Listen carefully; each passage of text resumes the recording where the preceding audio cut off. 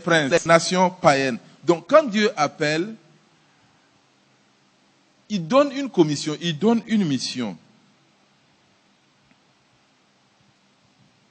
Et dans l'appel de Paul, on voit que ça a tellement marqué sa vie et son ministère qu'il va répéter sa vocation 4 fois dans le livre des Actes. 4 fois, il va rappeler comment Dieu l'a appelé. Pourquoi Dieu nous appelle? Dans son appel, Dieu nous permet d'entrer dans son dessein d'amour pour le monde. En fait, Dieu nous donne d'être participants à sa mission d'amour pour le monde. Et ça, c'est extraordinaire. On se rappelle de ce que Ésaïe a dit. C'est Jésus qui parlait dans Ésaïe. Qui enverrai-je? Il répond, me voici, envoie-moi. Me voici, envoie-moi. Donc, en répondant à l'appel, on rentre dans le but de Dieu et on devient collaborateur de Dieu dans son œuvre de salut.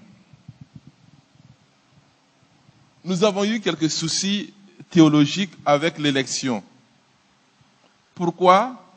Parce que nous sommes des créatures temporelles. Nous sommes dans le temps. Et lorsqu'on est dans le temps, il nous est impossible d'imaginer l'éternité. Parce que l'éternité, ce n'est pas un temps sans fin. L'éternité, c'est l'absence de temps. Dieu vit hors du temps. Et notre intelligence ne peut pas imaginer quelque chose hors du temps. Parce que Dieu nous a créés dans le temps. En fait, quand on dit que l'agneau a été immolé dans l'éternité passée, ça ne veut rien dire. Éternité et passé, ça ne marche pas ensemble. Parce que l'éternité, c'est l'absence de temps. Il n'y a pas de temps. Pour Dieu, il n'y a pas hier, aujourd'hui, demain. Ça n'existe pas. Donc, nous n'arrivons pas très bien à cerner cette notion qui est très difficile quand on nous dit non, on a été élu avant notre naissance, avant que je ne puisse former dans le sein de ta mère, je te connaissais, je t'ai appelé. Ça nous dépasse. Ça nous dépasse. Mais Dieu, il n'est pas dans le temps. Il n'est pas dans le temps. Et peut-être ce qui va nous permettre de comprendre la vocation, du moins l'élection, lorsque Dieu élit, c'est lié à une promesse. Je vais essayer d'être très simple pour qu'on comprenne l'élection. Lorsqu'il appelle, quand il choisit, il donne en même temps une promesse. L'exemple type de l'élection, c'est Abraham. Dans la Bible, il y a ce qu'on appelle la première occurrence. C'est-à-dire la première fois où on voit un mot, on sait que ça va déterminer toute la suite. La première note donne le tempo de toute la musique. Dieu appelle Abraham.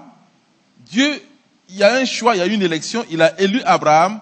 Et il y a une promesse qui est liée à l'élection. Tu auras un enfant, je te donnerai une terre, je ferai de toi une nation. Donc, la grandeur d'Abraham, c'est pas sa richesse. C'est surtout l'intensité et la valeur de son appel et des promesses qu'il a reçues. Et c'est la même chose pour tous ceux qui ont été choisis par Dieu. C'est en entrant dans l'élection, en travaillant dans cette élection, qu'ils trouvent le sens à leur existence.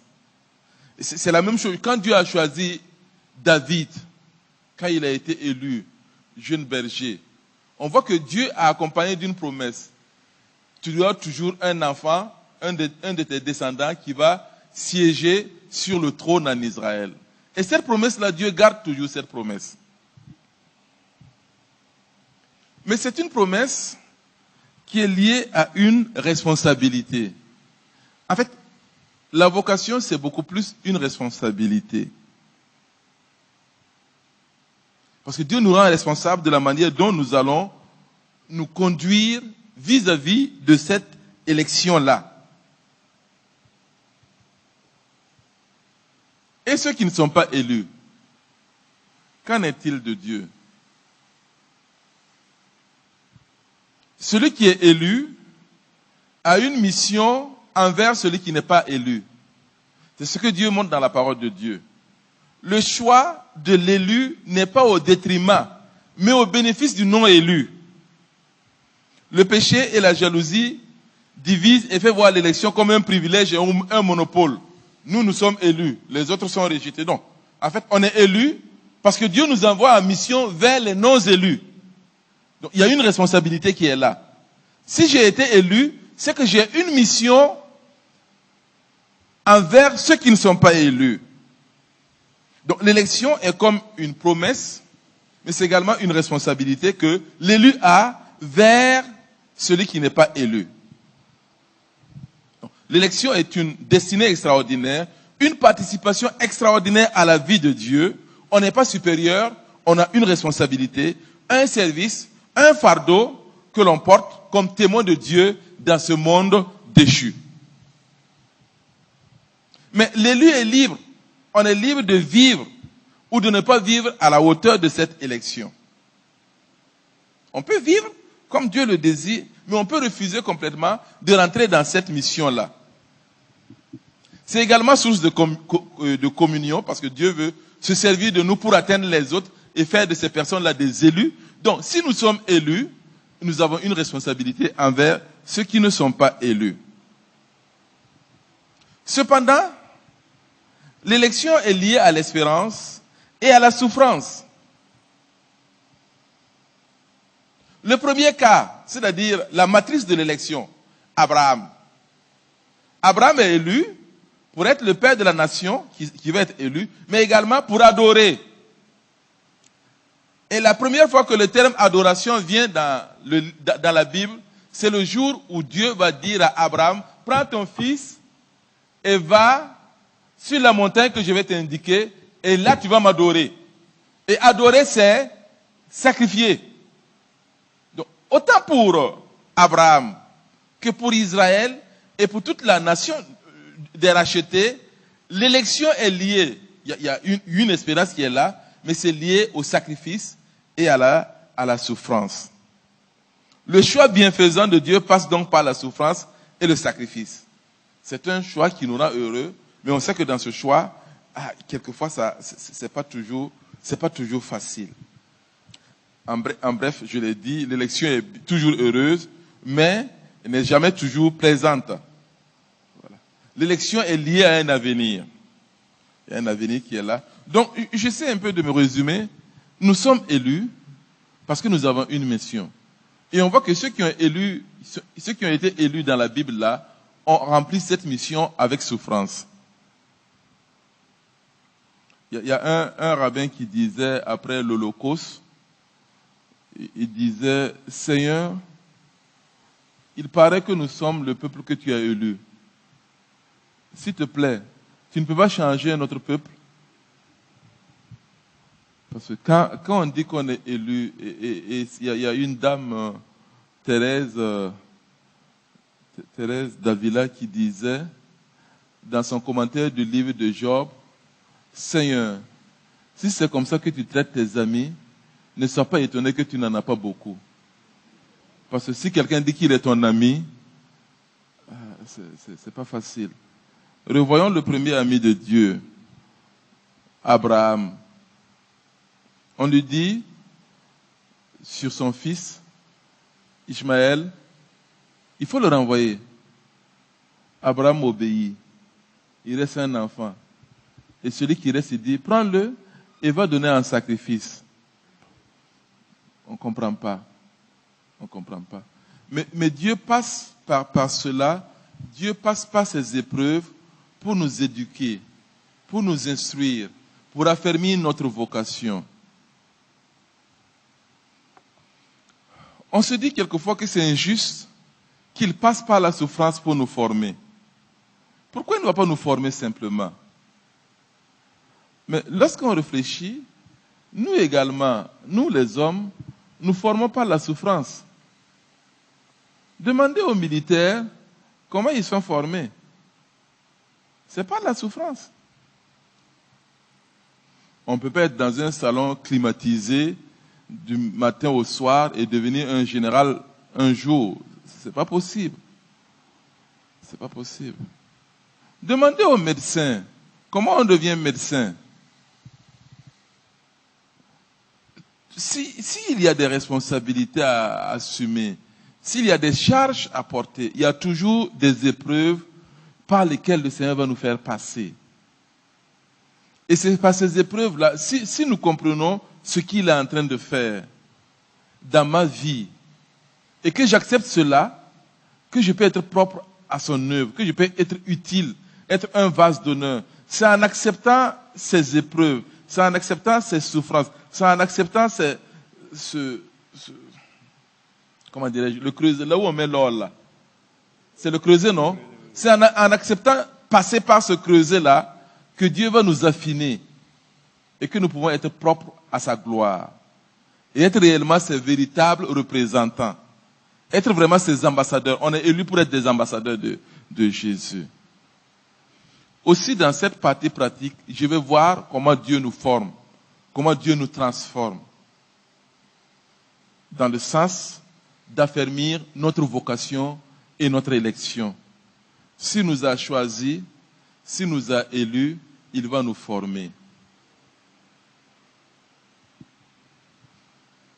Je me suis renseigné un peu sur la culture des Mosè. Et j'ai appris que le fils du roi qui est pressenti sur le trône n'est jamais dans la cour royale. Je ne suis pas sûr, j'ai appris comme ça. C'est ça? On l'envoie très loin, à Giba.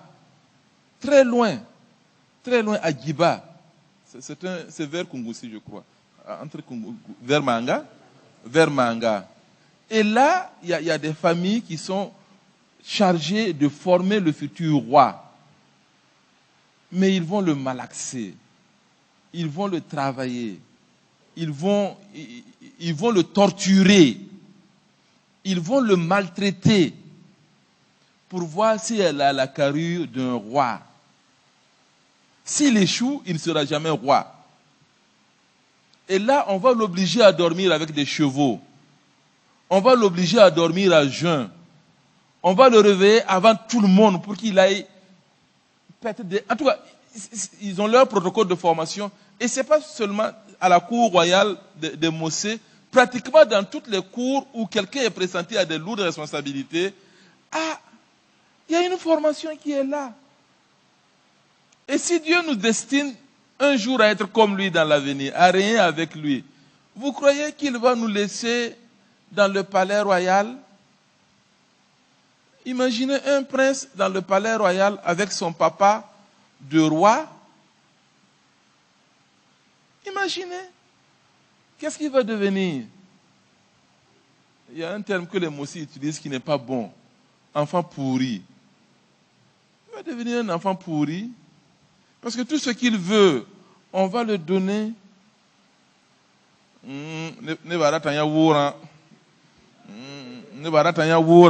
On amène du yaourt.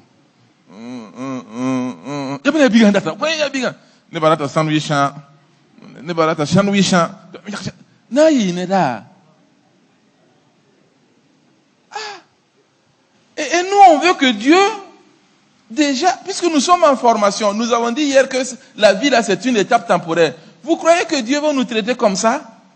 Comme des enfants pourris? Qu'est-ce qu'on veut aujourd'hui? Ta vision, hein? Ta vision, hein? Hein? Proséon, ne va proséon, ne va rata proséon, man proséon encore. Ne va rata V8 ans. Capable V8 ans. Obkonye. Naï neda. Hein? Non, on se pose la question parce que Dieu, je crois que Dieu est un éducateur. Dieu sait comment nous éduquer. Et quand il nous éduque, il veut qu'on se laisse parce que c'est en nous éduquant qu'on peut affermir notre vocation. C'est en entrant dans... Regardez tout ce que Dieu a appelé. Et pensez à ce que Thérèse d'Avila a dit. Tout ce qu'il a appelé là, mais dans quel creuset ils ne sont pas passés? Dans quelle souffrance ils n'ont pas connu? Mais Dieu utilise cela pour affiner leur caractère. Et bien souvent, Dieu nous laisse au creuset le temps que la chaleur fasse son œuvre. Et ça fait mal, mais c'est dans son projet. C'est dans son projet. Cette partie pratique va nous permettre de voir les épreuves de la vie.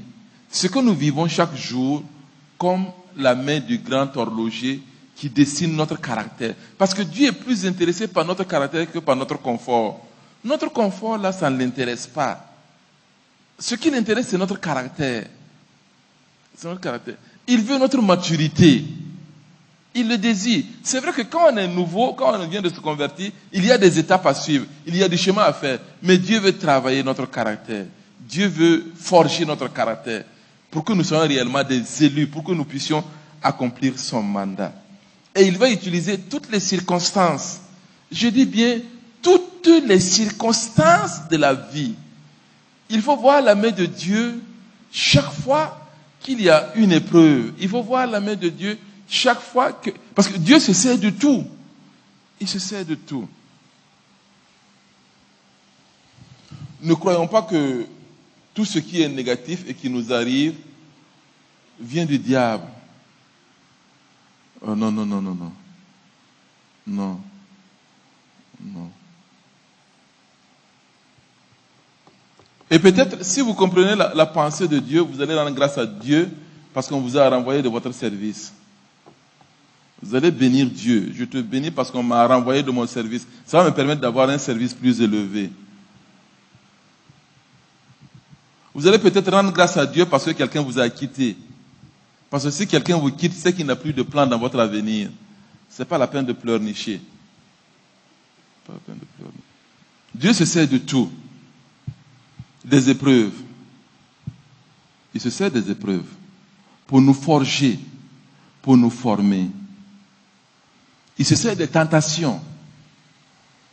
En fait, il faut qu'on comprenne que le diable est le diable du bon Dieu.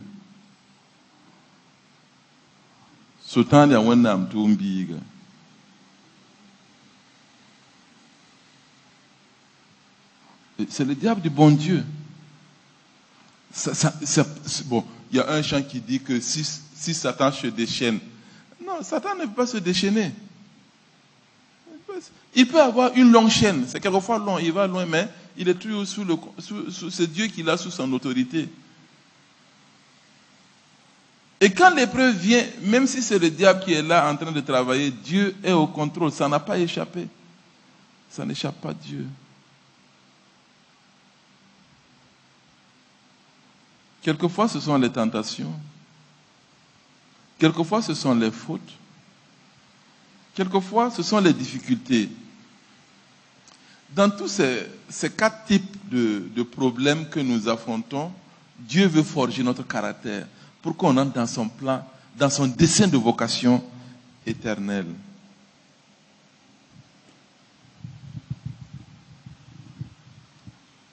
J'ai parlé des épreuves et j'ai tout de suite parlé d'Abraham. Et on voit toutes les épreuves qu'il a vécues. Si vous prenez le livre de la Genèse, vous voyez que Abraham est passé par 10 épreuves. Il va réussir 6, il va échouer 4. Bon, même. On peut dire que c'est assez bien. C'est bien. Mais Dieu ne se lasse pas de travailler notre caractère. Il ne se lasse pas de travailler notre caractère. Quelquefois, on a de la peine à faire la différence entre épreuve et tentation. L'épreuve, c'est envoyé par Dieu, qui veut travailler notre caractère et nous rendre semblables à Jésus. La tentation, c'est envoyé par Satan, qui veut détruire notre caractère et nous éloigner de Dieu. Ce sont des définitions assez simples. Mais, en réalité, il y a des cas où on ne sait pas si c'est Dieu qui travaille ou si c'est le diable qui travaille. Pour Job, c'est qui?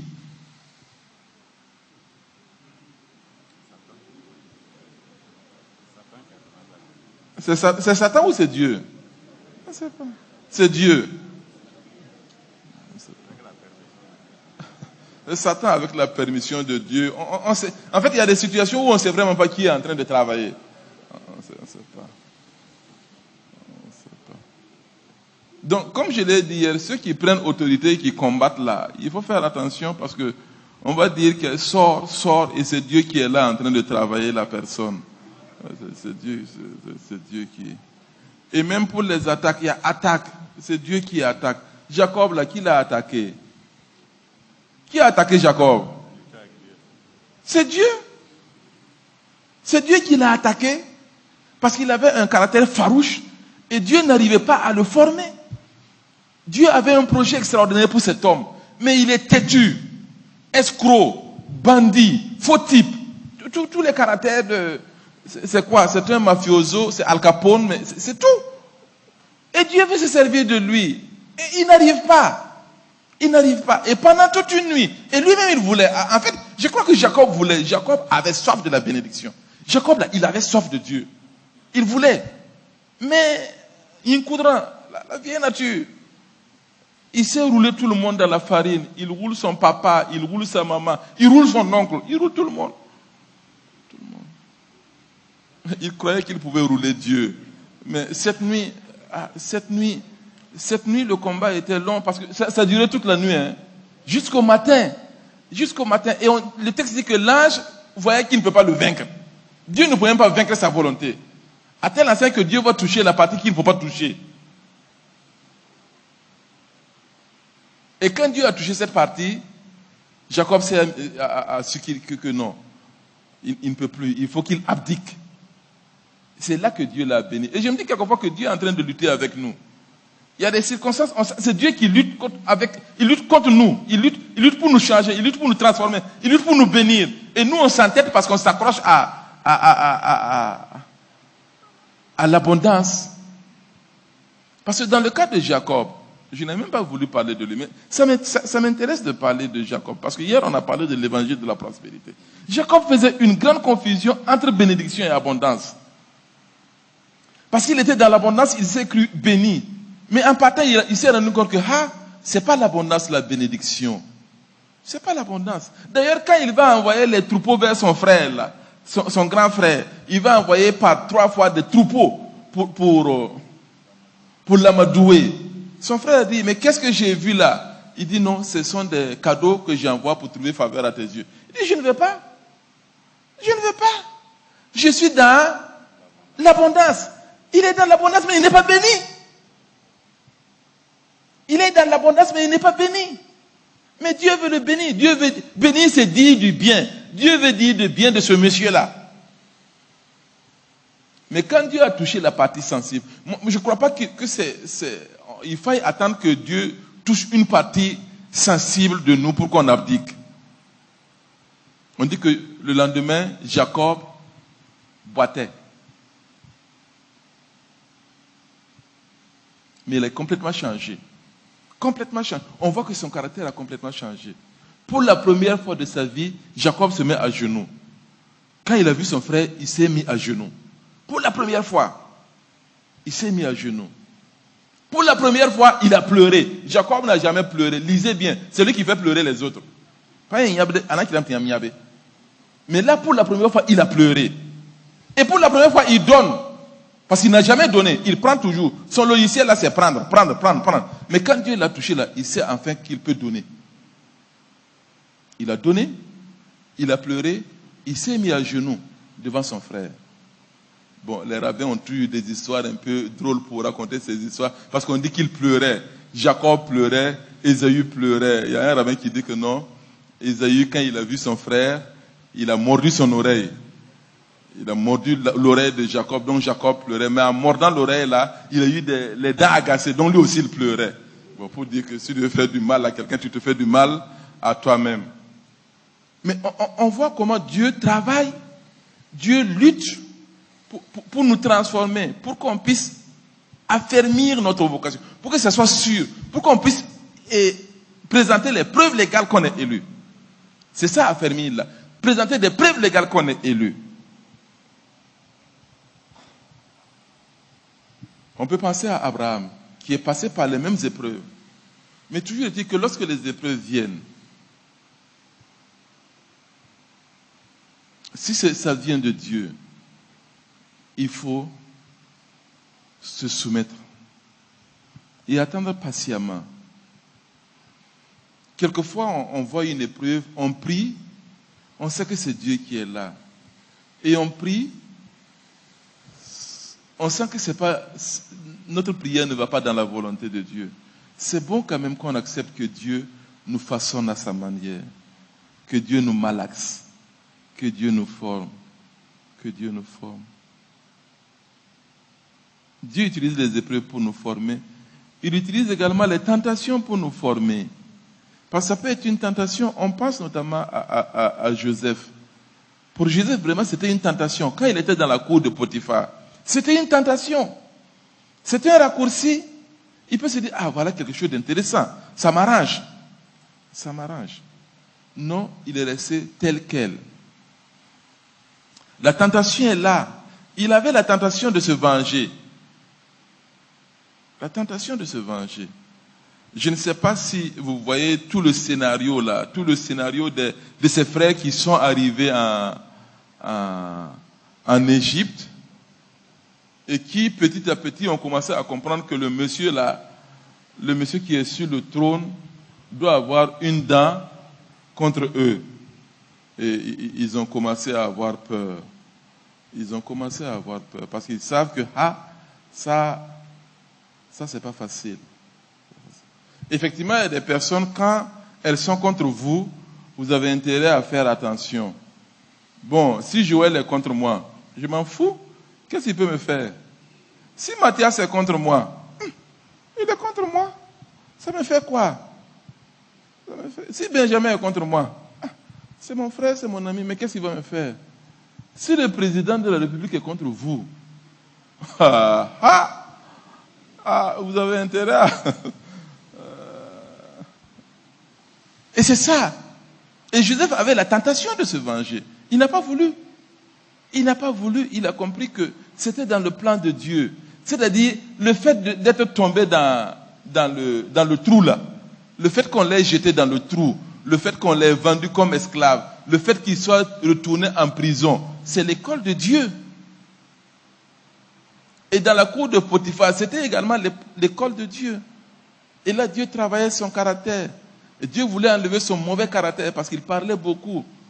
Quand tu es ministre et tu parles beaucoup, tu ne peux pas accomplir ton travail. Il parlait beaucoup. Donc, il y aura des tentations. Mais sachez que Dieu va utiliser cela pour nous former. Ça peut ne pas être Dieu. Ça peut ne pas être le diable. Ça peut être les autres. C'est les fautes des autres. Vous n'avez rien fait. Vous êtes innocent. Mais quelqu'un a fait quelque chose et ça vous chauffe. Ça vous chauffe. Dieu utilise ça également pour vous former. Ce n'est pas vous. Ce n'est pas Dieu. Ce n'est pas le diable. C'est un parent, c'est un enfant, c'est un ami, c'est votre mari, c'est votre épouse. Et ça vous chauffe. C'est Dieu qui est en train de vous former. C'est l'école de Dieu. C'est l'école de Dieu. Et un jour, Paul devait prendre un navire. Et Dieu l'a averti, ça ne va pas bien se passer, Paul. Le navire va couler.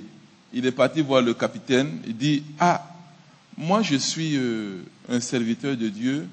Et Dieu m'a révélé que si on lève l'ancre tout de suite, on aura des problèmes.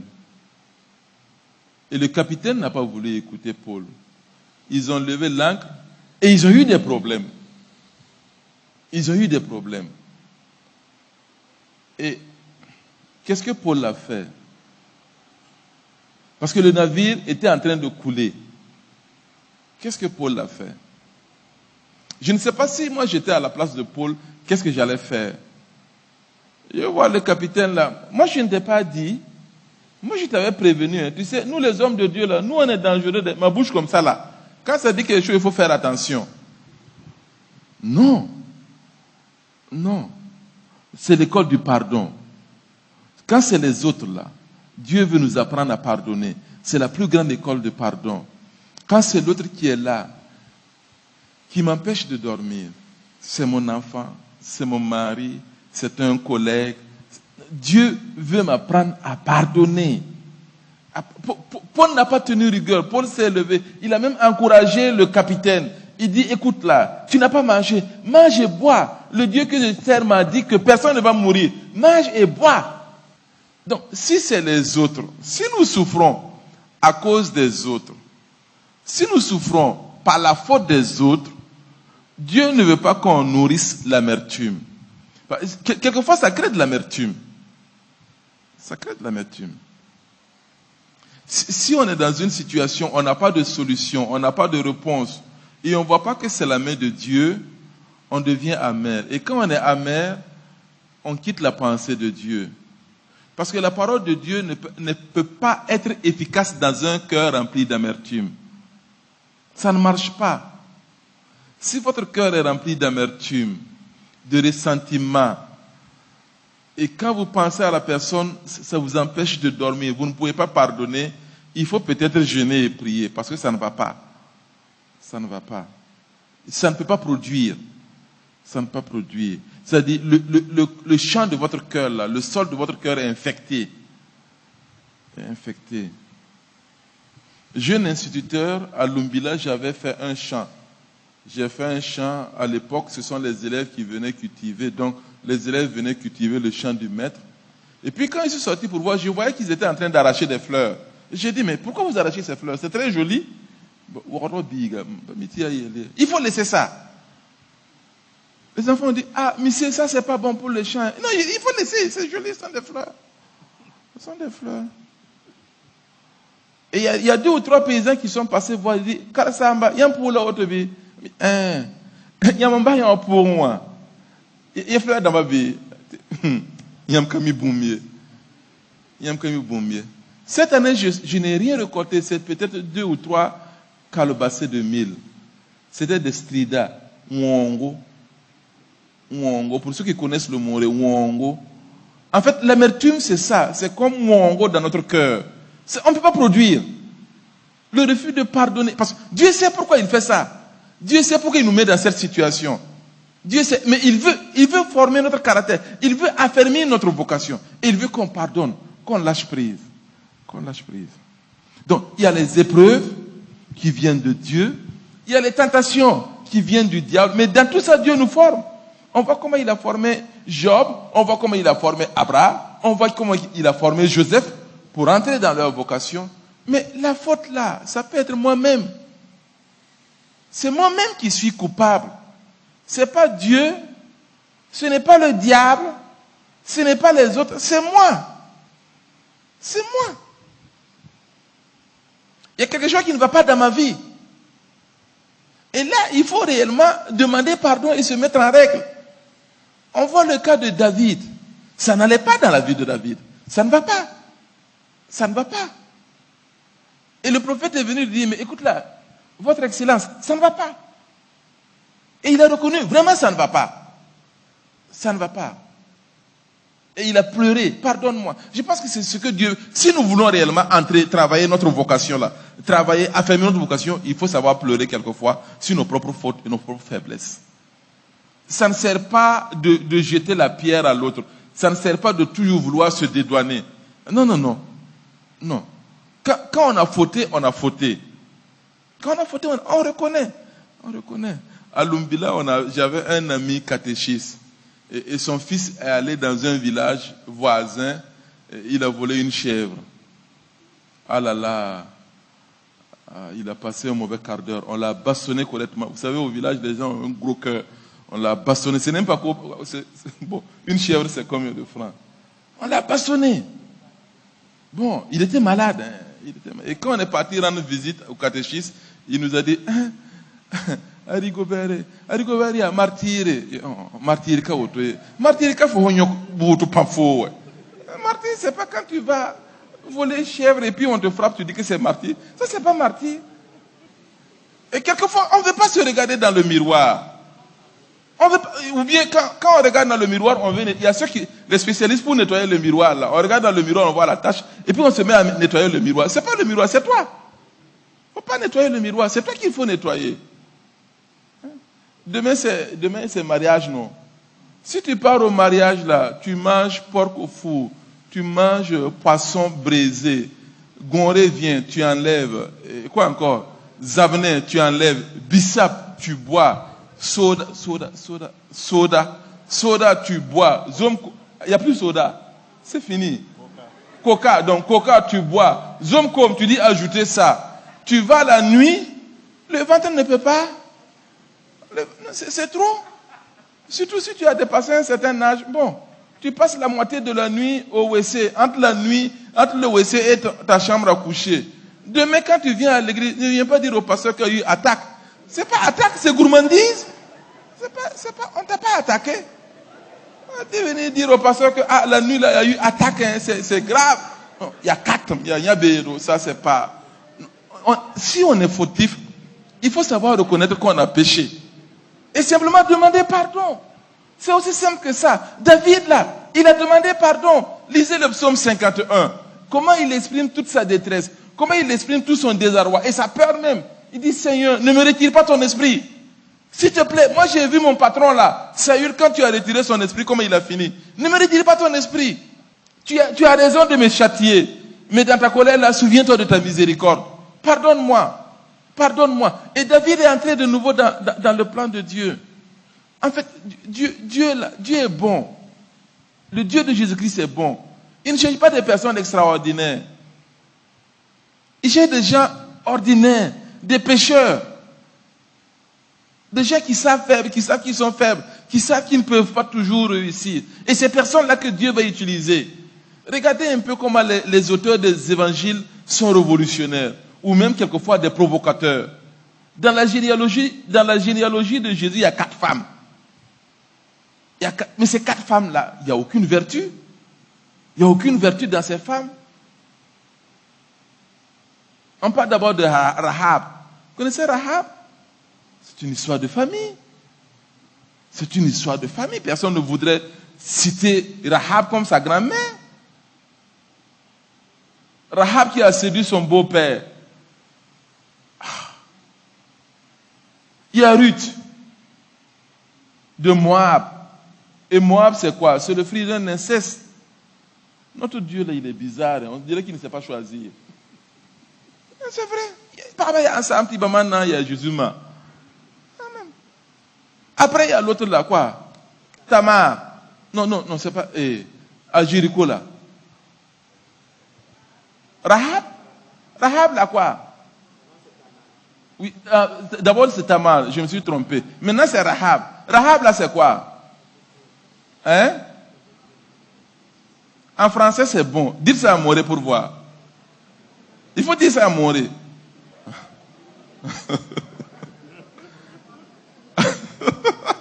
Et si on veut que le Saint-Esprit sorte ici là, c'est si je dis quelqu'un que sa maman est comme ça là, le Saint-Esprit va partir parce qu'on ne va pas s'entendre.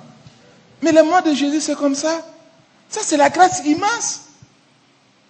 Ruth, Tamar, Rahab, Bathsheba. Et quand vous lisez, vous vous rendez compte que Bathsheba n'est pas si innocente que ça. Hein? Quand même, à côté du palais royal, tu te laves. On te voit te laver. C'est pas normal. C'est pas normal. Il y a ton tenkar samtara ta mort on est wa pas taba na yibwen. Non. Mais c'est ces femmes qui sont abîmées par la vie. Ces femmes qui sont rejetées même, hein, des rejetées. C'est la lie de la société. Et ce sont ces personnes-là qui rentrent dans la généalogie de Jésus. Pour montrer la puissance de la grâce. Et si Dieu a pu utiliser ces personnes-là, il peut m'utiliser. Si Rahab, la prostituée, une courtisane, est devenue l'ancêtre de Jésus, il peut m'utiliser. Il peut m'utiliser. Et d'ailleurs, les personnes que Dieu a utilisées là,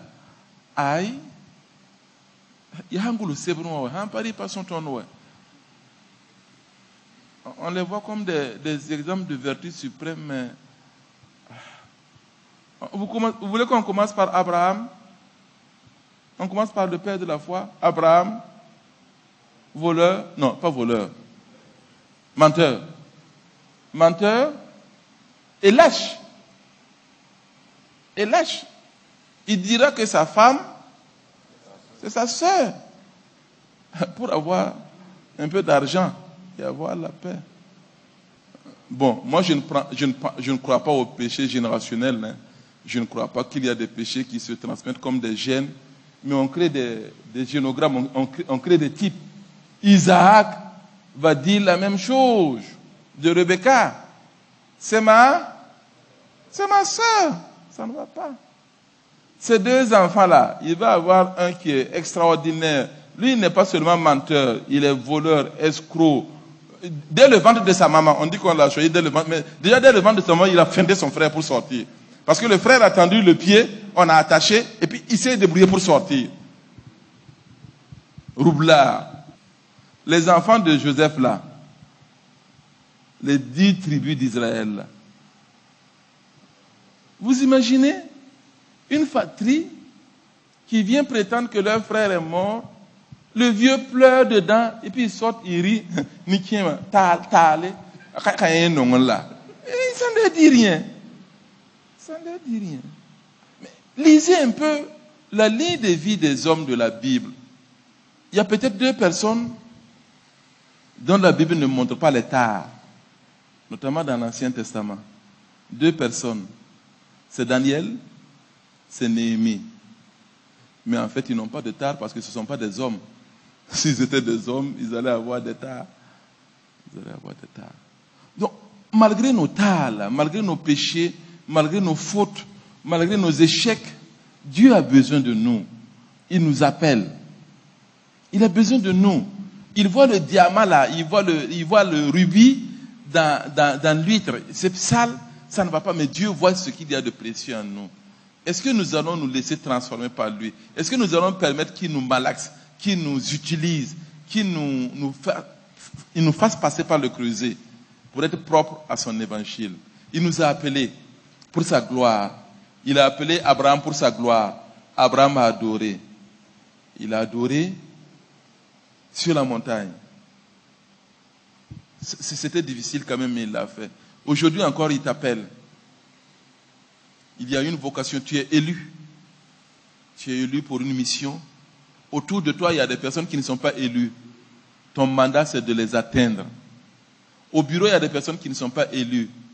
Est-ce que tu peux refléter Christ? Refléter Christ. Est-ce que lorsqu'on regarde ta vie, on voit Christ en filigrane? C'est ça aussi, affermir notre vocation.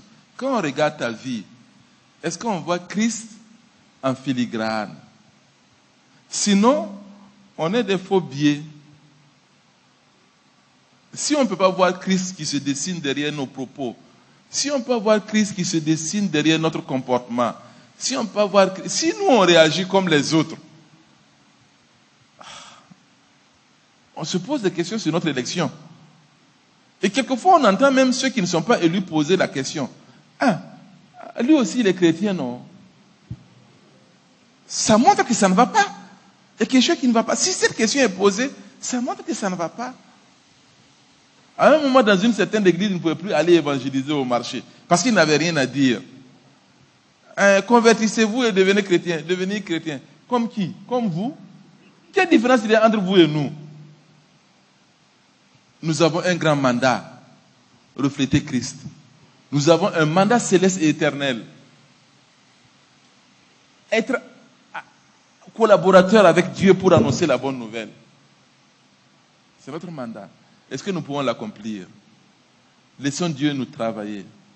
Et permettons à Dieu, par ce travail-là, que nous-mêmes nous travaillons notre caractère.